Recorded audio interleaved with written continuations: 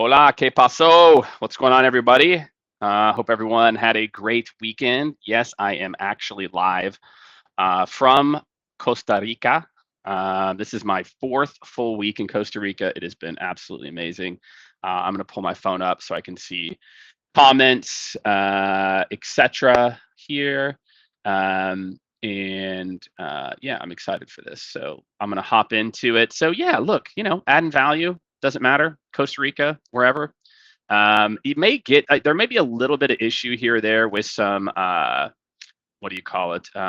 Like obviously, like the Wi-Fi is like a. Oh, let's see here. Let me turn this off. You guys don't need to hear that.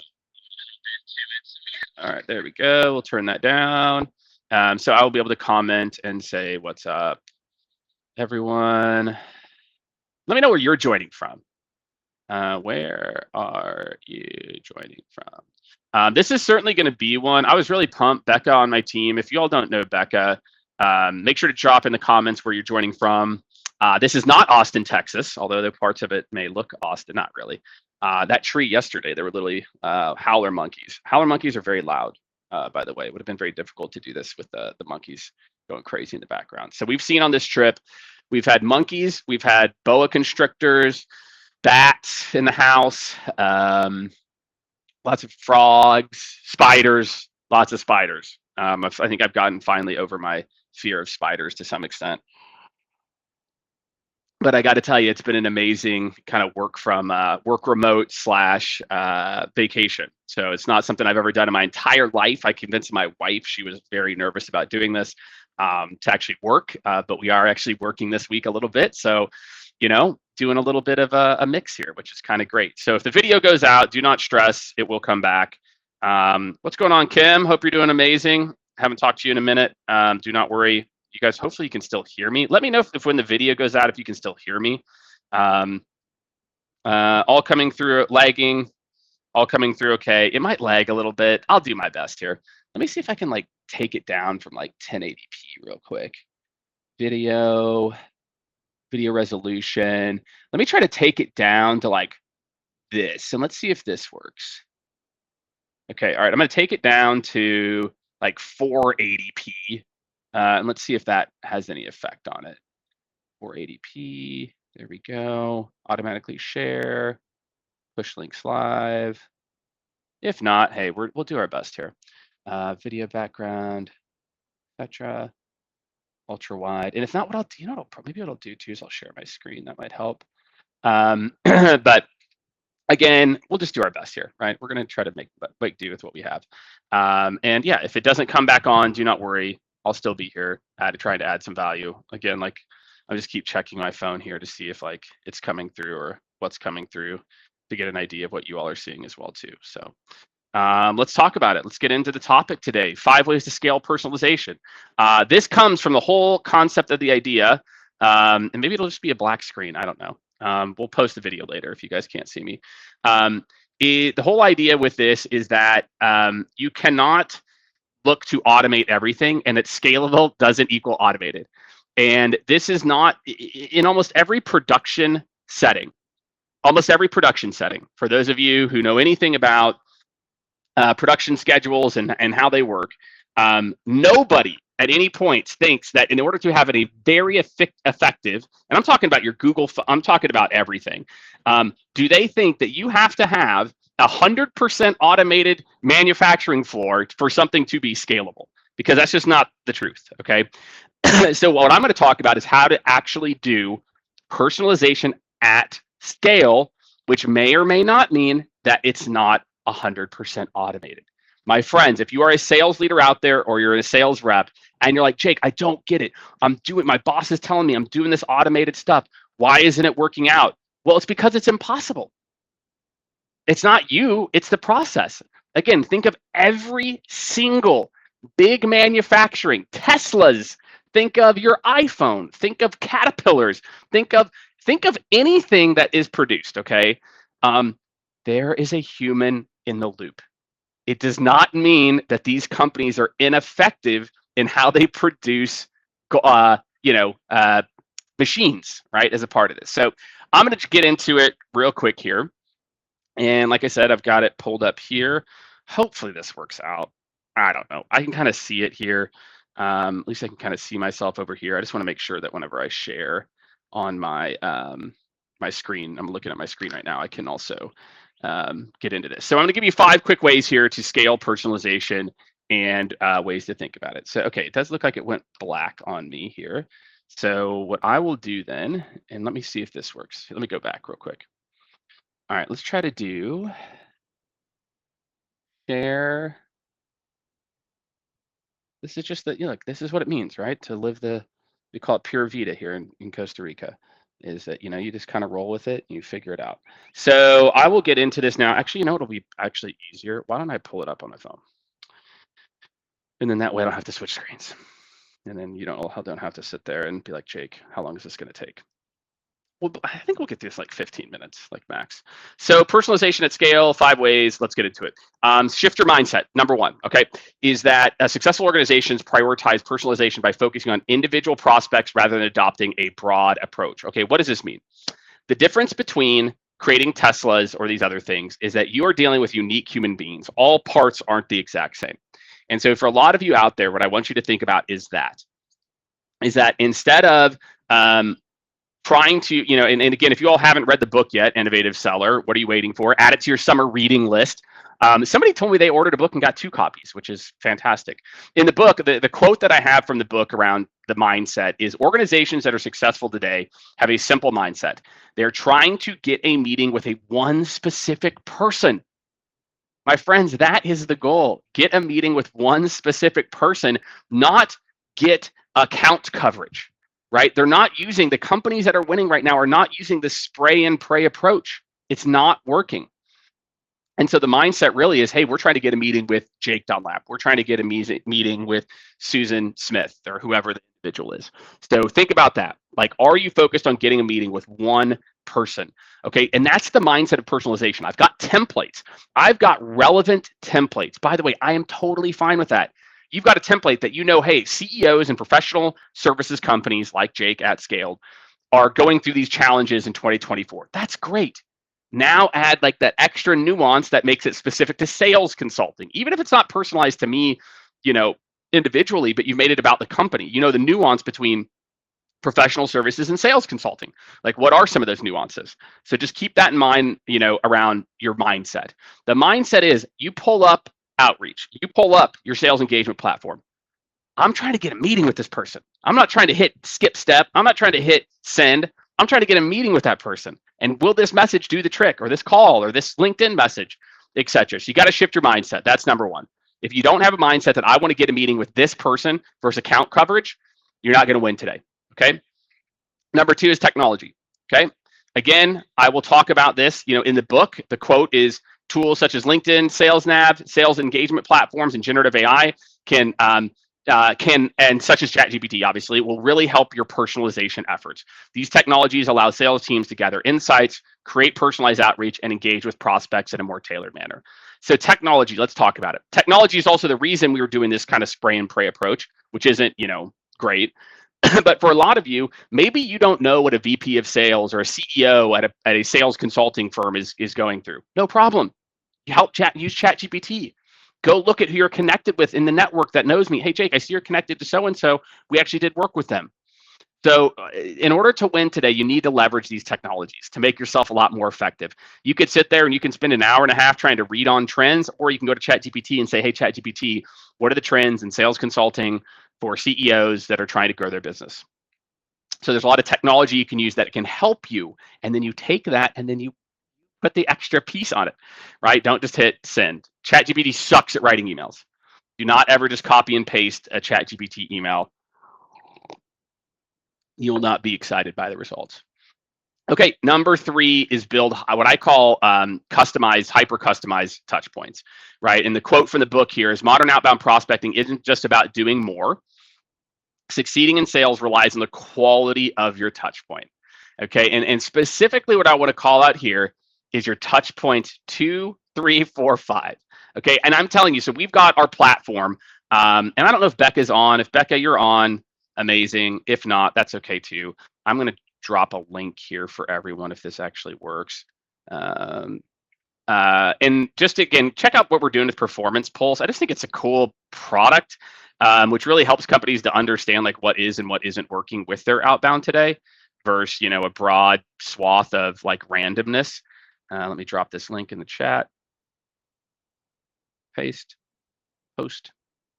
Let's see. Pura Vida. What's up, George? George, thanks for dropping the link in there, my man. Appreciate you.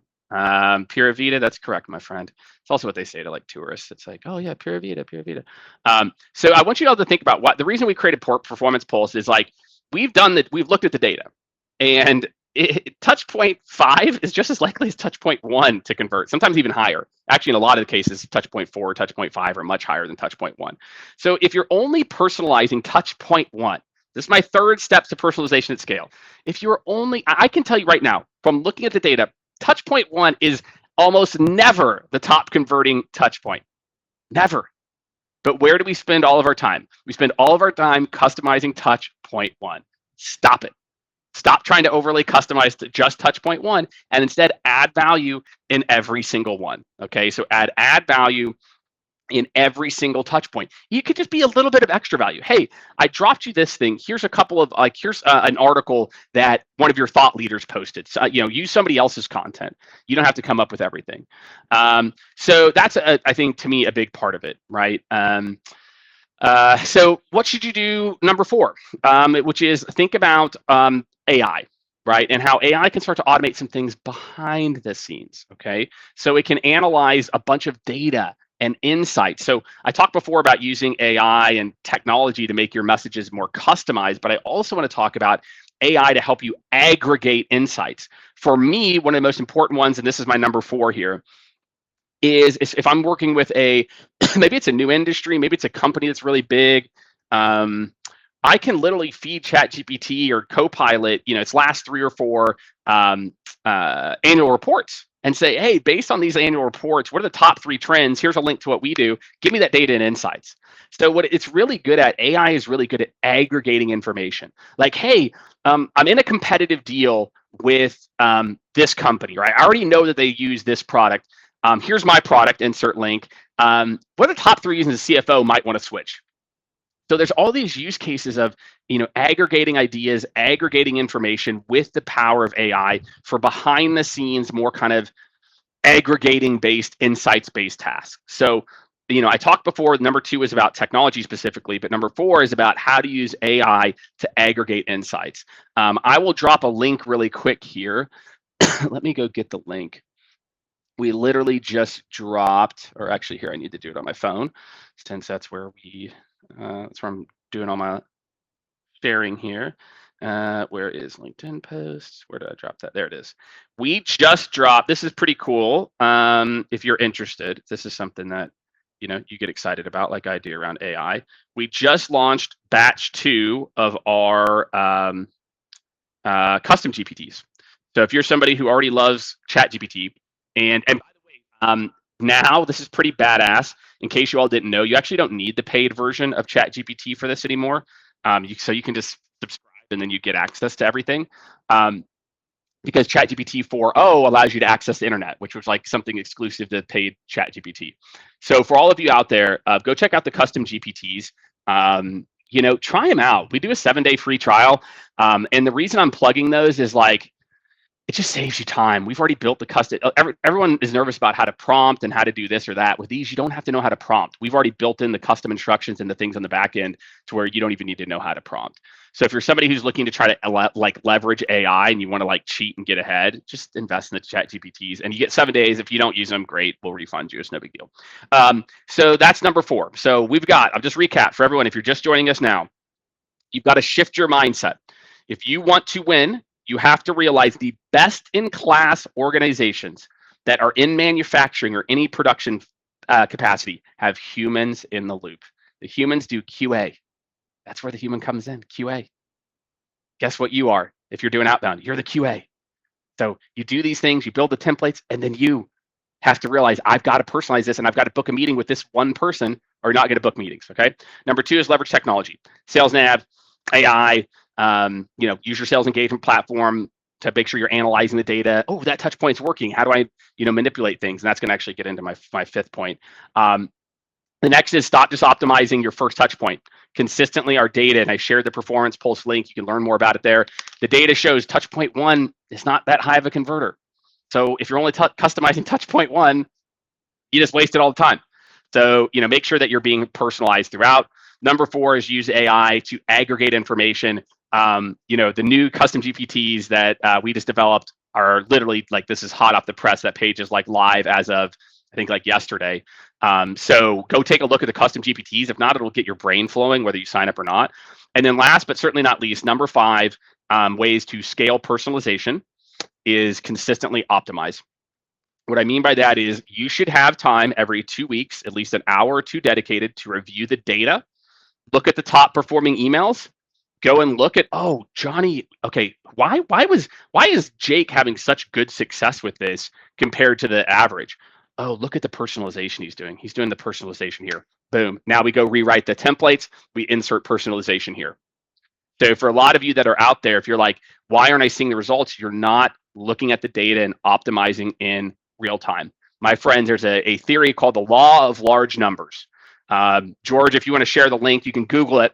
But the law of large numbers is something I learned about in grad school, which basically says, like, look, after like a certain amount of data points, and it's a lot less than you think, it's going to kind of statistically hold true if all things are held equal, right? Obviously, if you introduce a new data point, that's different. So it's like once you pumped a few hundred data points through a system, you kind of know what that thing is going to perform at, right? Assuming the data sets are all equal, right?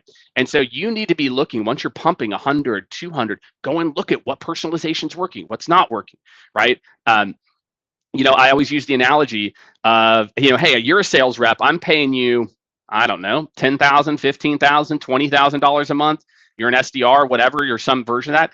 If I was paying a Google ad agency $20,000 a month, I'm going to usually spend, and this is just so everyone knows, probably between $2,000 to $4,000 per month just for that agency to optimize that $20,000. And they do that like weekly or bi-weekly and monthly. They don't do it once every 6 months, which is how often we optimize outbound. So if you're wondering why you're not seeing results too, it's not just that, you might have the right mindset, right? You might have the right mindset and, oh, there's a lizard right here. Oh, damn it. He just jumped off. I was going to try to show you guys, but I've got pictures. I'll share some more on LinkedIn. You could be having the right mindset. You could be leveraging technology. You could be doing some personalization in different touch points. You could be using AI, but then you're like, your results are a little bit better. It's probably because you're not looking at the data enough. So if you want to get better faster, build time in an hour or two every couple of weeks. Like we've done that. I mean, if you know anything about compounding interest, that, getting 1% better every 2 weeks for, 10% better every 6 months, the people that do the 1% better every 2 weeks win every single time, right? Because I'm compounding and getting better and better and better. Because that 1% compounds on the next 1%, on the next 1%, on the next 1%, etc. So you gotta constantly optimize. So that's what I got, everyone. My 5 ways, okay? If you are a leader out there, please DM me. If you're like, Jake, we're ready to get serious about this shit. Like, we need to do it now. DM me. We can set some time up for how we're doing this with companies. Shift your mindset, okay? I'm trying to get a meeting with one person. I'm not trying to just get as much account coverage as humanly possible, okay? Number 2, leverage your technology more effectively, not to automate, but to aggregate, okay? That goes, I'll get into more in number 4. Number 3, stop just personalizing the first touch point. The data shows the first touch point is not likely to convert. Touch point 3 is just as likely as touch point 7 or 10 in some of the sequences that we analyze. So you got to customize more than that. Number 4 is use AI to aggregate insights. Pulling in data, insights, make you smarter on an industry, help you beat a competitor. Go check out our custom GPTs. And number 5 is you've got to more consistently optimize your process.